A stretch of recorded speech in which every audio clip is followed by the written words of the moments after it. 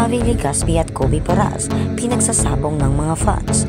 Kung bago ka lang sa channel na ito, huwag kalimutang mag-like, share, comment, and subscribe. At huwag kalimutang pindutin ang notification bell icon para maging updated ka sa bawat upload nating video. Sa mga nababasa naming comment, hindi na nagpo-focus ang mga fans sa mag-ex na sina Kailin Alcantara at Mavi Legaspi. Sina Mavi at ang official dating partner ni Kailin na si Kobe Paras na ang pinagkukumpara. Comment ng mga fan ni Mavi, mas malinis itong tingnan kaysa kay Kobe na puro tattoo ang katawan. Mabait din daw na anak si Mavi dahil sumusunod sa magulang. Pinuri rin nila ito dahil nananatiling tahimik sa breakup nila ni Kailin Alcantara. Wala itong sinasabi laban sa kanyang ex. Dagdag pa ng isang supporter nito, bata pa si Mavi at marami pa siyang makikilalang better than Kailin. Saka si Kobe, iniwan na raw ang pagbabasketball at nakafocus na lang umano kay Kailin Alcantara.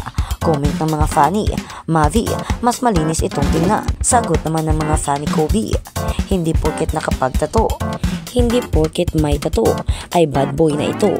Kailan daw nabalita na may nakaaway si Kobe? Kung i-check mabuting anak niya ito sa parents niyang sina Benji Paras at Jackie Forster. O diba, biglang nawala sa equation si Kailin. Sina Mavi at Kobe na ang sentro ng sagutan online ng kanya-kanyang fans.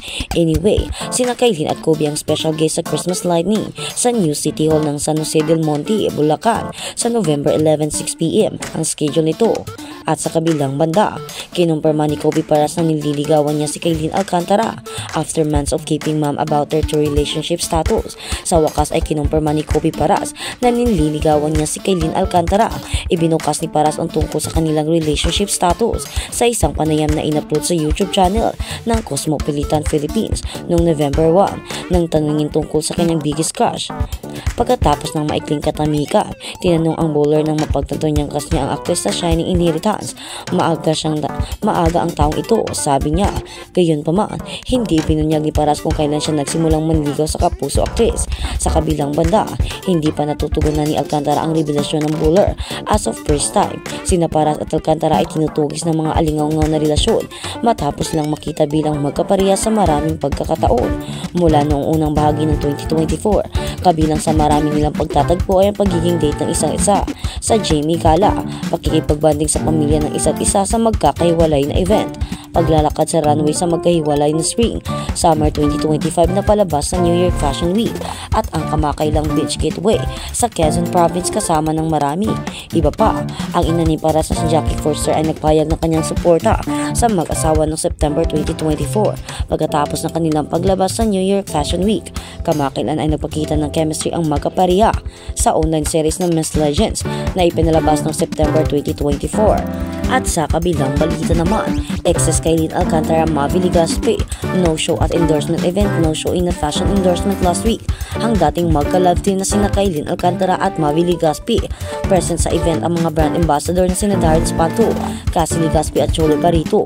Bukod kina Kailin at Mavi, wala rin sa event ang mga endorser na sina Marco Humabaw, Loisa Andalio at Ronnie Alonti na nakalista sa website ng brand.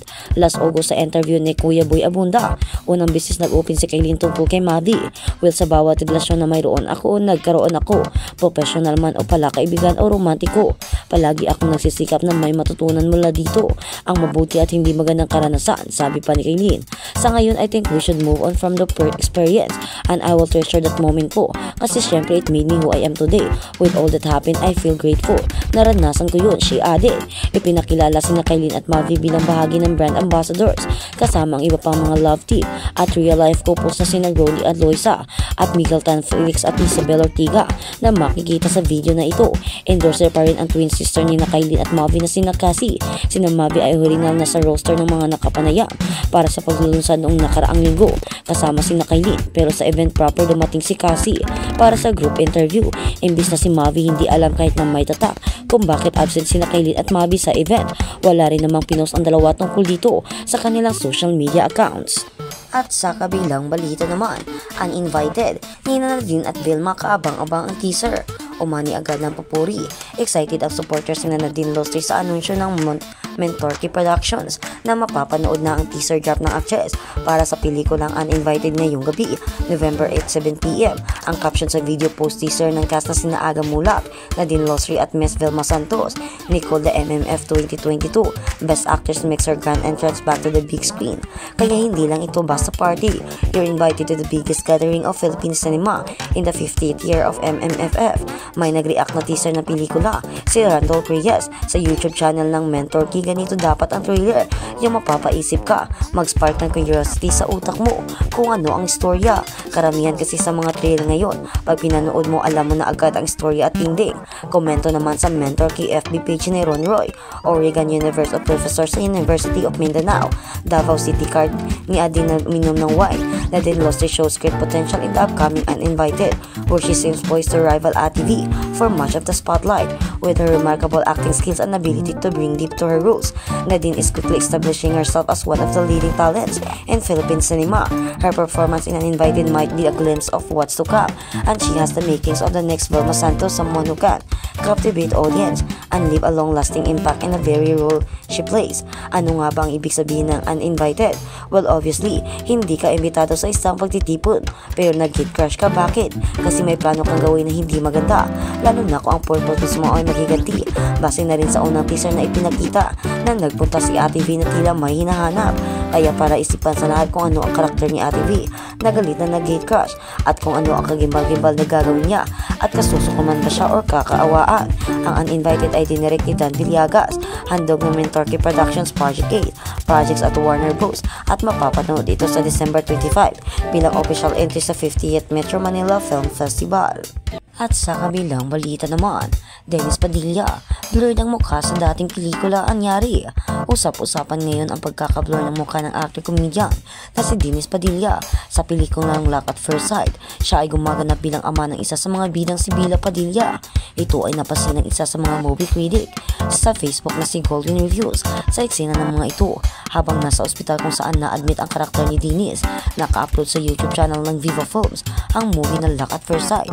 Tapos kapag pumunta kayo sa PT4 onwards, makikita nyo na naka-blur si Dennis Padilla sa ad sa post ni Goldwyn. Dagdag pa niyang maging sa website ng Reddit ay usap-usapan na rin ang pagkakablur ng mukha ng aktor.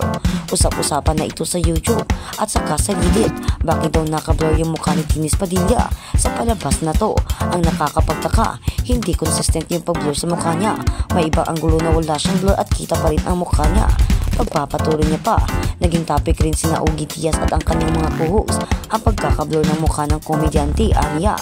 Tinawagan niya si Dennis para kunin ang pahayag nito tungkol sa issue. Amin sa kanya ng kaibigan, maging ito ay nagulat sa natuklasan. Kay Ogie lang rin daw nalaman ni Dennis ang pangyayari at wala siyang ideya kung bakit. Tinawagan rin daw ng komedyana na si Neil RC, ang co-producer sa natulang pelikula, at sinabing wala ring ideya ang Viva na raw ito rights now. At samantala, wala pa namang pahayag ang Viva hinggil sa issue.